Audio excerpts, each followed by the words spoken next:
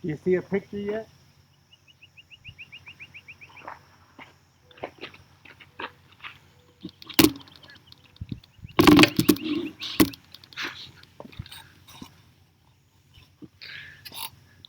Well, good morning, everybody, and happy Resurrection Day.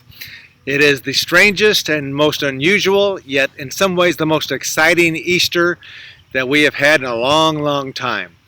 The coronavirus has set such a tone in our church life, our individual lives, and our national life, as much as around the world, that we are having to look at things a little differently. And I hope that you will take this day to really respond to the message of Resurrection Sunday. As I was sitting here waiting to begin the broadcast, two sandhill cranes were over here on the other side of the parking lot, and they let out their call. And they were responding to what they thought was another sandhill crane's call, but it wasn't. Over here behind me on this side was some kind of building taking place. There was a slamming and a rat-tat-tat of a hammer or wood hitting, and it sounded a little bit like that cackle of sandhill cranes. So when that started, they were sitting over here in the grass. They stood up and they responded. They were answering a false call. And I think in many ways, and I'll talk about it more at the 10 o'clock hour, in many ways the complete shutdown of our culture has revealed to us that there are many false calls in Christianity, especially when it comes to our holidays.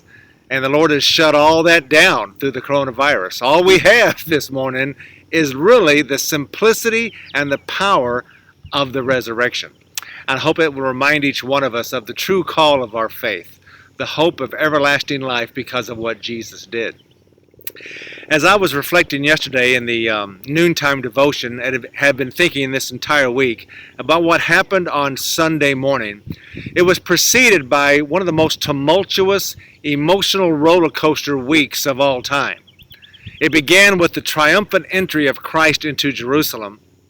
And after that entry, there were some unique conversations and discussions that took place between the disciples, Jesus, and the people, and the priest. Christ preached an incredible message on the Mount of Olives.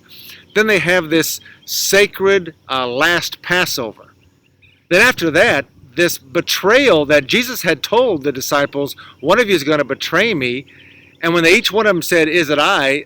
they had no idea what that betrayal even meant.